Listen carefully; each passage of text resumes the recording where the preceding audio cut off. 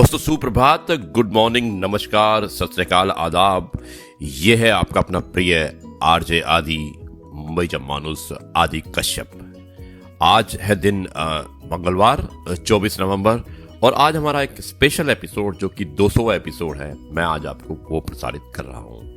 दोस्तों मैं धन्यवाद करना चाहता हूँ उन्हीं सब सुनने वालों का जिनकी वजह से मैं आज 200 एपिसोड कंप्लीट करने की क्षमता रखता हूँ या जो मैं कर रहा हूँ।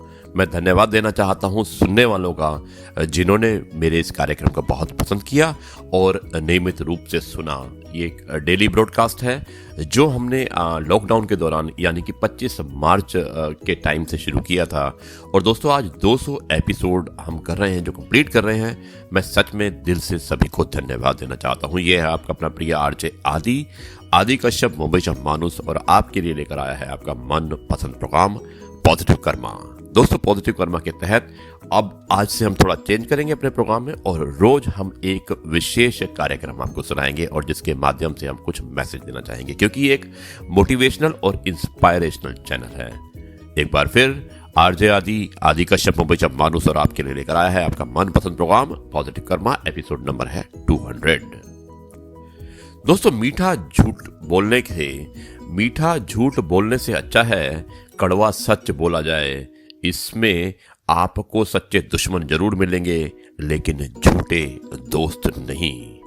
इंतजार करने वालों को सिर्फ उतना ही मिलता है जितना कि कोशिश करने वाले छोड़ देते हैं। इसलिए इंतजार की जगह पे आप कोशिश कीजिएगा और कोशिश करेंगे तो आपको सफलता जरूर मिलेगी।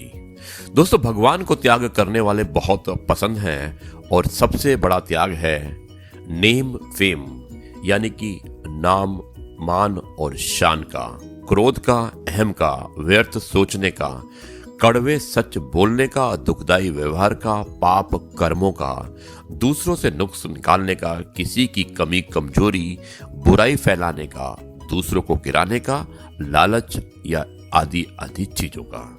त्याग से ही भाग्य समाया होता है और त्याग में ही भाग्य समाया होता है। त्याग करने वाले संतुष्टता, प्रसन्नता और परमात्मा उन्हीं की दुआओं की बहुत बड़ी उनको प्राप्ति होती है। दोस्तों त्याग एक बहुत पावरफुल चीज होती है, इसमें एक बलिदान की जरूरत होती है और आप त्याग की भावना रखिए।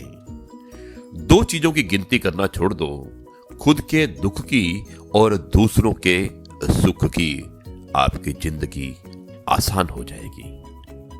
जिसकी सोच में आत्मविश्वास की महक है, जिसके इरादों में हौसले की मिठास है और जिसकी नीयत में सच्चाई का स्वाद है, उसकी पूरी जिंदगी महकता हुआ गुलाब है।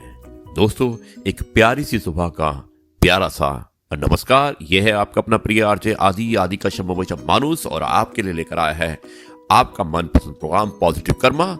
आज है एपिसोड नंबर 200 यानी कि 200 और दिन है मंगलवार 24 नवंबर।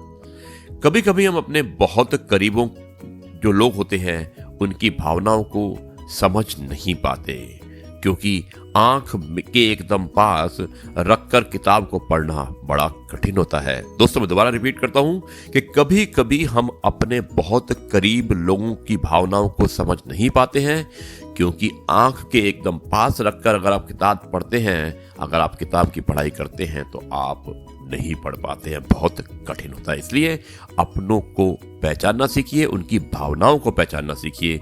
ये है आपका अपना प्रिय आरजे आदि कश्यप, मुंबई जनमानुस, और आपके लिए लेकर आया है आपका मनपसंद प्रोग्राम पॉजिटिव कर्मा। दोस्तों भीड़ में खोने से अच्छा है एकांत में खो जाएं। मैं आपको ये प्रोग्राम एपिसोड 200 प्रस्तुत कर रहा हूं मुंबई से और मुझे उम्मीद है कि ये कार्यक्रम आपको पसंद आ रहा होगा। आप जाइएगा मत, मैं मिलता हूं आपको एक छोटे से ब्रेक के बाद। और आज से हम एक स्पेशल प्रोग्राम शुरू कर रहे हैं और जिसका नाम है जो आरजे आदि विशेष कुछ अलग हो जाए। तो उसके तहत मैं आपको एक बहुत ही सुंदर सी रोचक बात बताने वाला हूं जो शायद आपकी जिंदगी में किसी काम आएगी। जाइएगा मत, मैं मिलता हूं एक छोटे से ब्रेक के बाद और उसके बाद हम इस स्पेशल प्रोग्राम की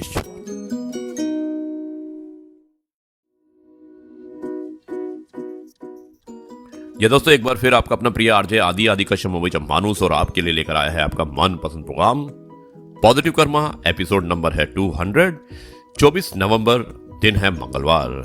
दोस्तों, शुरुआत होती है अब आरजे आदि विशेष, यानी कि कुछ अलग हो जाए।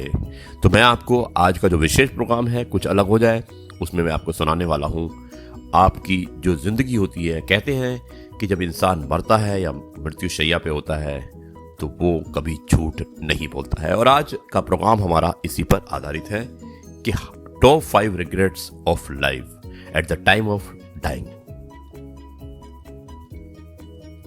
दोस्तों, कहावत है कि मरता हुआ इंसान कभी झूठ नहीं बोलता। वो शायद इसलिए भी सच है कि मरते हुए इंसान के पास खोने के लिए कुछ नहीं होता, क्योंकि उसको एहसास हो चुका होता है कि इस धरती पर ये उसका आखिरी पल है और इसके बाद वो किसी को अपने बारे में अच्छा बुरा कुछ भी नहीं बता पाएगा। ये पछतावे का पहला चरण होता है।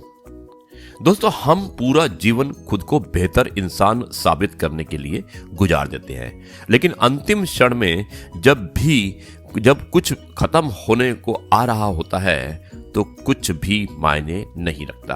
और मायने रखता है तो केवल यह कि कैसे जिए और हमने क्या सही किया और क्या गलत किया। यानी कि एक इवैल्यूएशन का टाइम होता है। आपको अपने आप को इवैल्यूएट करने का टाइम होता है जब आप आखिरी समय में होते हैं। क्या ऐसा किया जो कि नहीं करना चाहिए और क्या ऐसा नहीं किया जो करना चाहिए। जब मृत्यु नजदीक हो तो इंसान उन सभी अच्छे बुरे पलों की याद करता है और उसके जीवन के सबसे नजदीक रहे जिन्होंने उसकी जीवन के रुख को मोड़ दिया हो। आखिर साथ जाता है तो उसकी अच्छी बुरी यादें और कुछ पश्चाताप, यानी कि पछतावे। दोस्तों, इंसान के अंतिम दिनों में पछतावे पर ब्राउनी वेयर, जो कि एक प्रसिद्ध लेखिका है और जो ऑस्ट्रेलिया की है, एक नर्स थी और उन्होंने एक किताब लिखी है और उस किताब ने तहलका मचा दिया। और दोस्तों, पहले साल में ही उन्होंने लिखा था, इस किताब का नाम था top 5 regrets of the life. जो इस किताब को पहले वर्ष में ही करीब 30 लाख लोगों ने खरीदा था और उसने पूरे वर्ल्ड में तहलका मचा दिया था। दोस्तों, मैं बताना चाहता हूं कि कौन है ये ब्राउनी वेयर। ऑस्ट्रेलिया की रहने वाली 52 वर्षीय ब्राउनी वेयर, कई वर्षों तक उन्हें कोई ढंग का काम नहीं मिला, लेकिन उनको फाइनली जो काम मिला वो फॉर्मल ट्रेनिंग या क्वालिफिकेशन या अनुभव नहीं होने के कारण उनको कोई काम नहीं मिल पाया। और तो फिर उन्होंने एक हॉस्पिटल की पैलिएटिव केयर यूनिट, मैं बताना चाहूंगा कि पैलिएटिव केयर यूनिट क्या होती है, उसमें काम करना शुरू कर दिया। दोस्तों, ये वो यूनिट होती है जिसमें टर्मिनल इल या अंतिम स्टेज पर आने वाले मरीजों को रखा जाता है, यानी कि जिनका आखिरी समय होता है। उसमें मृत्यु से जुड़ा हुआ जो बीमारी होती है, जो जूझ रहे होते हैं ला इलाज बीमारियों और असहनीय दर्द से पीड़ित मरीजों को मेडिकल डोज उनका धीरे धीरे कर दिया जाता है और उनको काउंसलिंग के माध्यम से उनकी आध्यात्मिक और आस्था चिकित्सा, यानी कि फेथ हीलिंग की जाती है, जिससे वो एक शांतिपूर्ण ढंग से मृत्यु को प्राप्त कर सके। दोस्तों, ब्राउनी वेयर, उन्होंने ब्रिटेन और मिडिल ईस्ट में कई वर्षों तक मरीजों की काउंसलिंग करते हुए पाया कि मरते हुए लोगों को कोई ना कोई पछतावा, यानी कि रिग्रेट जरूर होता है। उन्होंने ये भी पाया कि मरते हुए मरीजों के बड़े पछतावे या रिग्रेट में एक कॉमन पैटर्न होता है। हम सब इस सच्चाई को जानते हैं कि मरता हुआ व्यक्ति कभी झूठ नहीं बोलता। उसकी एक एक बात ईश्वर की वाणी, यानी कि एफएनई जैसी होती है। दोस्तों, मरते हुए मरीजों की जो एफएनई होती है उसको ब्राउनी वेयर ने 2009 में एक ब्लॉग के रूप में रिकॉर्ड किया, यानी कि उन्होंने लिखा और किताब अपनी छपाई और उसके बाद करीब 30 लाख लोगों ने उस किताब को पढ़ा। बाद में उन्होंने अपने निष्कर्ष को एक किताब जिसका नाम था the top 5 regrets of the dying के रूप में पब्लिश किया। दोस्तों, छपते ही ये विश्व की बेस्ट सेलिंग बुक साबित हो गई, जो मैंने आपको बताया 29 भाषाओं में छप चुकी है अभी तक और पूरी दुनिया में करीब 30 लाख से ज्यादा लोग इसको पढ़ चुके हैं। दोस्तों, ब्राउनी वेयर वो लिखती हैं कि 5 जो सबसे बड़े पछतावे होते हैं वो क्या होते हैं। और अब मैं बताता हूं आपको top 5 regrets of the dying. दोस्तों, ये है आपका अपना प्रिय आरजे आदि का शम्भू मानुस और आपके लिए लेकर आया है आपका मनपसंद programme positive karma, episode number 200, 24 नवंबर और दिन है मंगलवार। दोस्तों टॉप 5 रिग्रेट में मैं बताता हूँ पहला रिग्रेट इंसान को क्या होता है। सबसे पहला रिग्रेट होता है यानी कि पछतावा होता है कि काश मैंने अपनी जिंदगी को अपने तरीके से जिया होता, ना कि उस तरह से जैसा दूसरों ने मुझसे उम्मीद की थी। क्योंकि दोस्तों जिंदगी में हम हमेशा दूसरों की एक्सपेक्टेशंस के हिसाब से जीने की कोशिश करते हैं, जो गलत होता है, जहां पर हम अपनी इच्छाओं का दमन करते हैं। हम ये सोचते हैं कि अगर मैं ये करूंगा तो वो क्या सोचेगा, और मैं ये करूंगा तो वो क्या सोचेगा। यानी कि घर में कई बच्चे डॉक्टर बनना चाहते हैं, लेकिन पेरेंट्स चाहते हैं कि वो इंजीनियर बने, तो उसे जबरदस्ती इंजीनियर बनना पड़ता है। या अपने ऑफिस में आप किसी तरह का काम करना चाहते हैं, फ्रीडम चाहते हैं, लेकिन क्योंकि आपका KRA यानी कि आपका जो कार्य आपको दिया हुआ है वो उसके हिसाब से नहीं होता है, तो आप ना चाहते हुए भी आपको वो काम करना पड़ता है जो कि आपके ऑफिस वाले चाहते हैं, जबकि आप उससे अच्छा क्या कर सकते हैं। आप क्या बनना चाहते हैं, क्या करना चाहते हैं, तो एक हमें रिग्रेट रहता है कि काश मैं जिंदगी को अपने तरीके से जिया होता, दूसरों के तरीके से नहीं। और ये सबसे कॉमन अफसोस होता है। ज्यादातर लोगों ने अपने सपनों में से किसी एक को आधा भी नहीं जिया होगा। यानी कि हर आदमी एक सपना देखता है, लेकिन अनफॉर्चुनेटली वो सपना सिर्फ सपना बनकर रह जाता है, हकीकत नहीं हो पाता है। और दोस्तों जब उन्हें लग रहा था कि ऐसा, उन्होंने अपना फैसला जो है दूसरों के कारण से बदलना पड़ा। तो दोस्तों आप जो चाहते हैं वो आप जरूर कीजिएगा, ये पहला मैसेज था।